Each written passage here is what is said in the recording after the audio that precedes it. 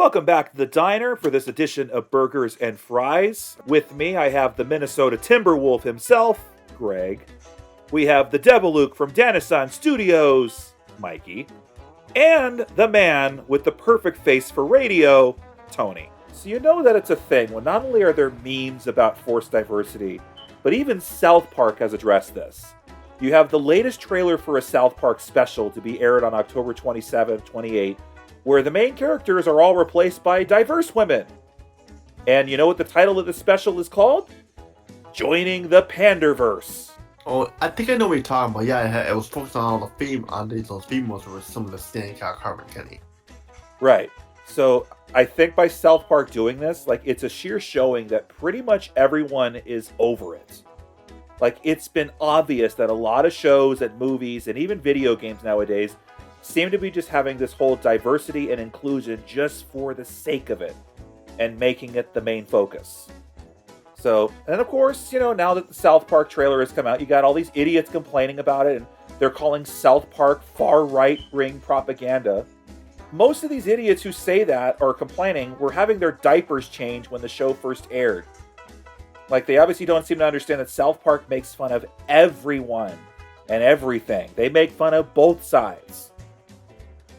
So, it's okay to make fun of QAnon and Donald Trump, but not okay to make fun of China and COVID vaccines?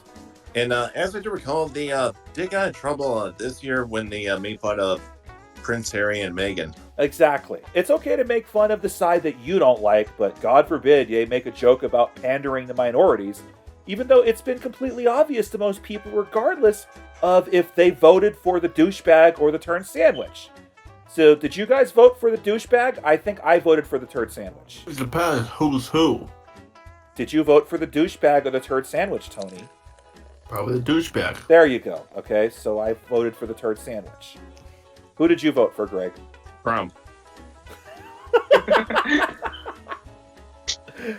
Oh, my God. So, it's the same shit whenever SNL makes fun of one political side. They make fun of one side. Oh, this is great comedy gold. But then they make fun of the other side. And, oh, how dare they spray hate and propaganda. You need to censor this hate speech. Mm-hmm. Yep. So, look. Do we think diversity is a good thing? Yes. At least I think so. Tony, do you say diversity is a good thing? It depends, actually. It depends. It can be good or can be bad. Okay. Greg, do you think diversity is a good thing? Yes, especially when the real diversity is diversity of thought. Okay, good. Mikey, is diversity a good thing? Yes, but it's in certain ways. Say, if you change the story plot or have a spin-off of a show, not replacing an existing character with another character. There you go. So, whenever setting out to make a character and the primary trait is that he or she is an X or a Y, then you're doomed to fail. Would you agree? Yeah. Yes. As opposed to making a compelling character that happens to be an X or Y. So, list some strong female characters that we're fans of, like Ellen Ripley and Leia Organa. Well-written and compelling. We didn't love them because they were women. We loved their characteristics, their personalities. We loved how Leia took command of her own rescue in the original Star Wars and the chemistry she had with Han Solo. That's what we liked. Not because she was a woman. And what is a woman? Okay there, Walsh. Let's talk about the new trilogy, all right? Was anybody ever really complaining about the character Finn being black? Nope. Didn't care. Didn't care for the movies anyway. Okay, but that's not the point, Tony. Let's just talk about, Finn. No, didn't. All right? Didn't care.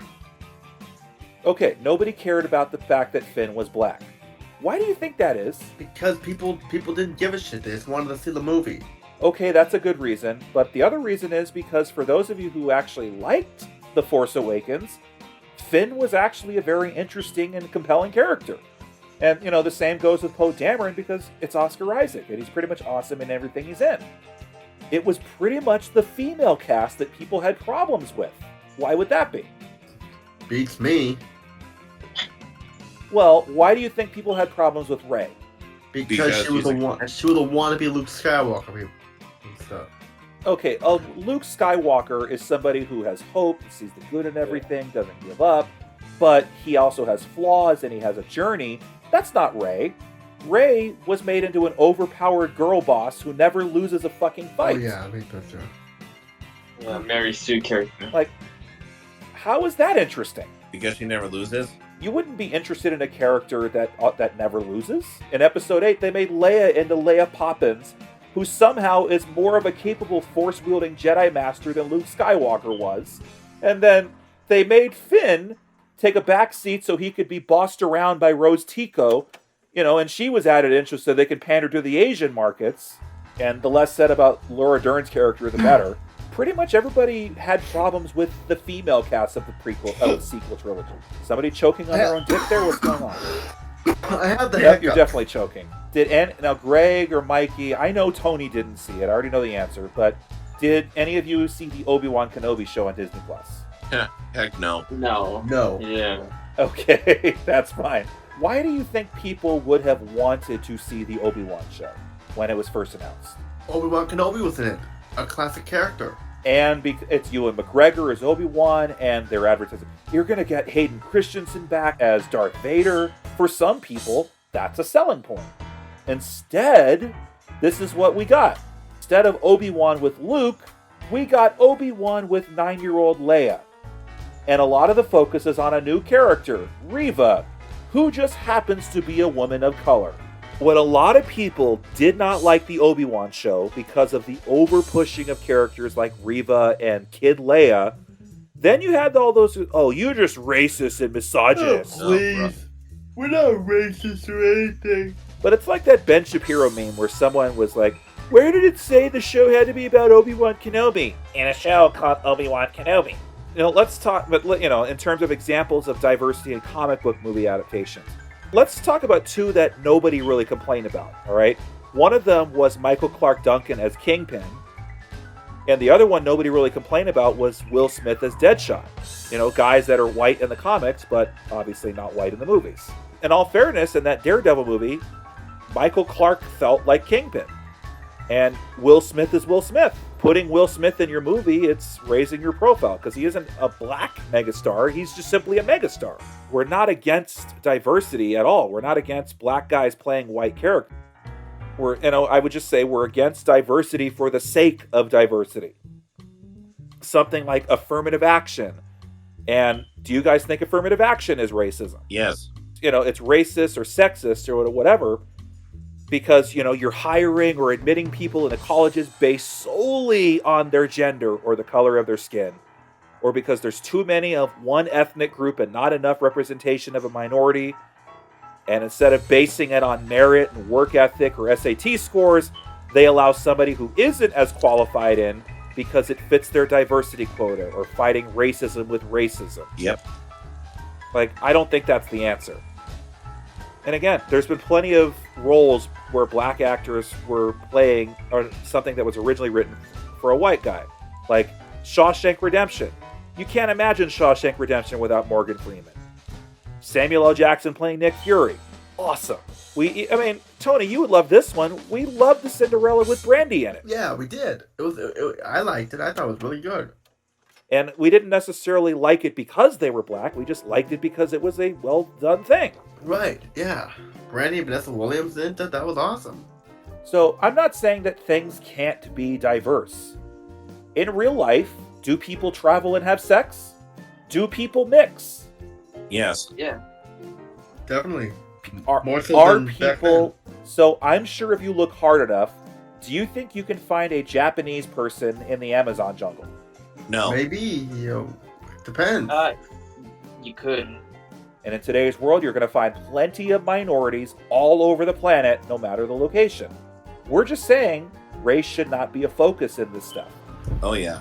Just hire the person who's the right person for the part. Right. Well, what about historical movies? All right, we all agree? Keep it authentic? Yes. Yeah, no. So if it's a movie about tribes in Africa, should there be a white guy in this movie? No. No. What do you think about, established literature and cultures that are based from, like, fairy tales or fantasy worlds that have been well established long before they were made into movies. What do you think about that? Well, if it's done right. Yeah, I would say like Greg, or if they remixed it like a new spin, like what they did with Pinocchio in the 2000s, where it became Pinocchio 3000 or something. Okay. And another one I can think about, well, there is a Chinese version of Cinderella. Yeah, there's a Chinese Valentine's Day, there's a Chinese Cinderella. Like, there's lots of Chinese lore you could base stuff around. Yep. Dragon Ball. You obviously know about that, right? Who doesn't? Okay, the original Dragon Ball was basically an adaptation of Journey to the West, which is an old Chinese tale. Oh yeah, Oh. there's been so many adaptations of that, like Monkey Magic, which did it so badly. Oh, But that's what Dragon Ball was. That's what it started out at. Goku was Sun Wukong. honestly, I thought you were going to say Goku was supposed to be known as the Japanese version of Superman. Oh no. Although I still say Goku would beat Superman. Did any of you check out the Lord of the Rings show on Amazon? Nope. No. They didn't know it even existed. That's okay. And honestly, I did kind of heard it's not really that good. And that's fair to say. There's a lot of people that has said, oh no, it's not that well written, it is this and that, alright? But again, it's that whole, well, you're racist if you don't think it's good. It sucks when there's always, and if there's a piece of media that's made, and it just happens to include an LGBT character or a non-binary character, and even if the work is trash, you're gonna get people that defend it just because, for the sake of inclusion. And that, I think, is fucking stupid. Yep. In terms of, people complaining about the forced diversity in the Amazon Lord of the Rings show, people would be like that because J.R.R. Tolkien, his work was based on the cultures and experiences he had in World War I when he served as a soldier. Really? So I highly doubt you would have seen a lot of minorities fighting side by side in the trenches of northern France. How many mixed race people were in France shooting at each other in Germany? Good question. None. You definitely did not see a bunch of Mexicans fighting alongside the British, all right, in Belgium. Right. Right. But here's the thing, all right? Are we okay with new fantasy worlds being made up? No, I don't like stuff being made up like that. Just keep it the way it is. No. Not. I'm talking about something new. You're Oh. not taking J.R.R. Tolkien's work Oh. or C.S. Lewis's work or J.K. Rowling's work and changing it. Oh. Okay, I'm not talking about that. I'm talking about making up something else. Are you okay with that? Yeah, that's fine as long as it's done right. Okay. So if it's based on African legends, is it okay if it's where people are predominantly dark-skinned? Yes. Okay, if it's Yeah. based off Asian legends or Polynesians or Latin origins. You can even go as far as creating compelling female and non-binary or LGBT characters. You can tell their stories in a dignified, engaging way. All right, Right. we're all okay with that. So, in a fantasy world of hobbits and dwarves and elves and wizards and creatures of all sizes and skin tone, is it really the end of the world if there happens to be a black hobbit or an Asian dwarf? Hell no. No. But would you guys agree? Asking why the Lord of the Rings universe, or the established Lord of the Rings universe, has no black or Asian characters, isn't that the same as asking why there are no European or white actors in Bollywood movies? Correct. Or asking why there's no white representation at the BET Awards? Right. It goes both ways. Right. Like, you want to be vocal about representation, another thing, but you'd be totally outraged if the shoe went on the other foot. Right. It would be, yes. Agree or disagree? Trying to gender and race bend already existing characters existing in their proper cultural settings, it's out of place, and the audience is just going to feel bored of it. Yep. Yeah, or not even watching. If the story is about Mulan, then would it feel very out of place to include a white person in 6th century China? Yes, it would. Yep. Okay. What if the story is about 11th century Vikings from Scandinavia, and there's a black guy with dreads? That would be kind of misplaced and stuff, and it just wouldn't make sense. Right. So then why do people push it? You want to know? So do I. And we talked about The Little Mermaid. We did a podcast a while about the outrage over Halle Bailey being cast as Ariel. Because a lot of people have felt like, since the Hans Christian Andersen fairy tale is originally Danish, then it wouldn't make sense for everything to be mixed race in 19th century Denmark, right? Right. Yep. But you know what? It is a fantasy story, and obviously there aren't that many white red-headed women who can sing. Mm-hmm. You guys are just agreeing like yes men here. What's going on? No, we agree with your opinion, Anthony. In the case of the live-action Lion King remake, I actually welcome the casting being predominantly of African descent because, it's set in freaking Africa. Of course, yeah, that's where lines are mainly from. Has whitewashing been a problem? What do you mean whitewashing? Is that like where they have a white actor in Africa? Somebody who's white playing somebody who was originally African or Asian. Oh, or never mind. Yeah, I see what you I was mean gonna there. say, Unless it took place in South Africa. Okay. But in the case, an infamous example is Mickey Rooney playing the Asian guy in Breakfast at Tiffany. That stuff has been a problem in the past. And then, of course, there was a recent Emma Stone movie where people got pissed because her character in the book the movie was based off was supposed to be a mix between Hawaiian and Asian. Okay, fine, you want to get pissed about that. But do you guys think fixing it would be reversing it and making it so that every character has to be played by an ethnic minority? No, keep it. No, there's no.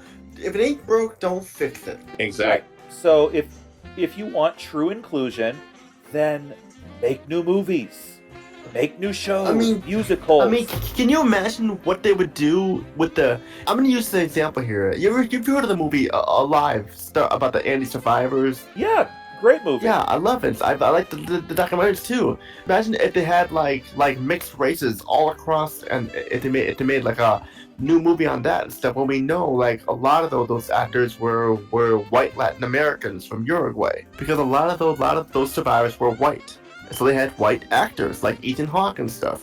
Which is fine. All right. So we agree. Make new movies, make new shows that feature black characters. Otherwise, just doing the recasting is just being a total hypocrite. It messes with the films and messes with history. Oh, we'll get to that too. All right. Good. Now, sure. Now we can jab at some classics like The Ten Commandments or Ben-Hur. Films that are set in biblical times and Israel that are supposed to be set in the Middle East, and the cast is white. All right. Obviously, Jesus wasn't a white blonde. It was Arabic. We can agree on that. Yeah, he was in Arabic. Right. He was Middle Eastern. He spoke Aramaic. He didn't speak English. Now, in terms of the Prince of Egypt, can we all agree that God's voice is basically Val Kilmer's voice? I suppose, yes. Just joking there. Did any of you see Exodus, Gods and Kings? No. No. Okay. Nope. So obviously Moses didn't look like Christian Bale. We all know that. But as you're saying, Tony, you're talking about how there's white actors in the movie about the rugby team or whatever. Even today, there's a lot of Middle Easterners from that region who could totally pass off or be mistaken as a white person. All right? Gal Gadot, she's Israeli. She actually served in the Israeli military. Okay, the wrestler known as Sami Zayn. All right? He looks like a white ginger, but he's actually a Syrian Muslim. Hell, even WWE did an Arabic extremist character named Muhammad Hassan back in the early noughts. The dude was Italian. They made him play an Arab. Crazy. It's kind of like what happened with the movie The Passion of the Christ, where there were a lot of Italian actors in that film, speaking Arab, speaking Hebrew, They made Jim Caviezel pass off enough as a Middle Easterner. I know, but Right. the supporting characters. Okay, but were the Italians playing the Romans? I don't remember. I only saw the movie one time in my life. Okay, all right. But you're right. In terms of historical stuff, all right? Guys, do you know who wasn't black? Who? Cleopatra. Really? Oh yeah. Yeah. Good talk. You know that Netflix did a thing where Cleopatra is played by a black woman? I don't really follow what. That's fine, but you're now hearing that somebody who was most likely fairer skinned. Okay, I'm not saying she was totally white, but she was an African. All right, Cleopatra. You also know who else wasn't black? Who? Anne Boleyn. And they made a Netflix thing where Anne Boleyn, one of the wives of Henry VIII, is black. What? That's kind of like what happened when me and my family saw the musical Hamilton, where it was a lot of blacks and Hispanics in it. Hamilton was played by a Hispanic and Thomas Jefferson was played by a black guy and stuff. Well, we can get into musicals in a little bit, but because musicals are usually not supposed to be authentic. Yeah, I understand that. It was a lot of okay, and we'll get to that. But there's your point, all right? So, you know what? When Netflix and Disney does shit like that, is it obvious pandering? Oh, yeah. Very. And if you're going to keep pushing for historical, documented white figures to be played by blacks, you know what? Then you can't complain when Ryan Gosling plays Martin Luther King or when Jennifer Lawrence plays Rosa Parks. How do you think people would react if they did a live-action remake of Princess and the Frog and Tiana is played by a white person? They probably shit would hit the fan. You know, going back to history, there's plenty of historical women war heroes to base, movies around, all right? But do you know what the U.S. military did not have engaging in combat during World War II? What? Women. Other countries like Russia had females in combat, but not the U.S. So, you know what? Maybe they shouldn't be making a movie or a show or a video game about the U.S. military in World War II and claim historical authenticity, but then bend history to promote inclusion. But as I do recall that, I think the women that around World War II during the time, they did help out make the tanks and all that. Yes, but they weren't in combat. So if you have a video game that's about World War II, would it make any sense to have a female video game protagonist in a game about World War II if you're in the U.S. military? Nope. That's not at all. Yeah, I know what you're talking about there. That Battlefield game, whatever it was called. Well, was that a Battlefield game? Because I know they were doing the latest Battlefield game. It was a Battlefield game. Okay. Did you know that the latest it's a non-binary main character now? What do you mean? Bro. What do you mean? Battlefield 2042. What do you mean non-binary? Look it up. It obviously looks like a black woman, but it's supposed to be a non-binary character. Oh my god, what are they doing here? If it's a fantasy game set in the future, okay, whatever. But imagine if they did that if it was Battlefield 1942 and your main character is non-binary. Yeah.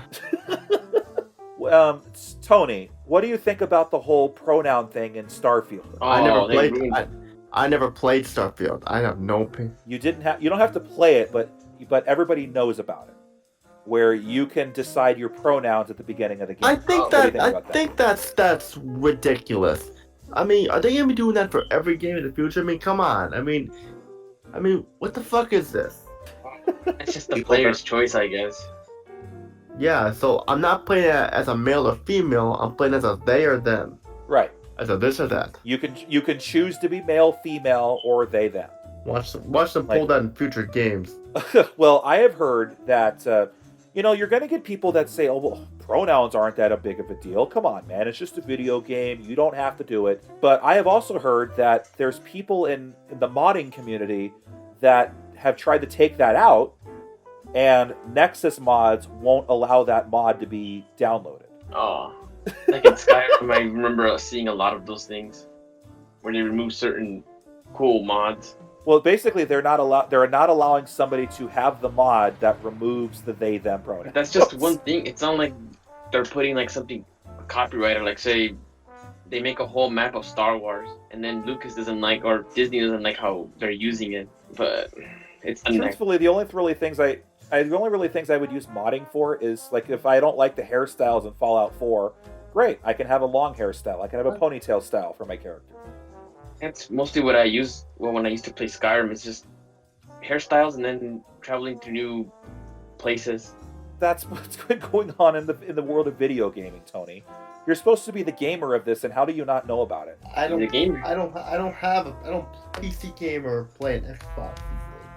Oh. I don't care. It made news. Because I just didn't notice it. That's all. Okay, right. And look, truthfully, I don't care if there's pronouns in video games. I don't care if somebody decides to make a character in Fallout that looks like a woman but goes by he, him. I don't care. that's their choice. It really doesn't mean anything to me. That's the thing with Bethesda games. It's the player's choice. If they want to be a Nord or an Imperial or an Argonian to the player. Yeah.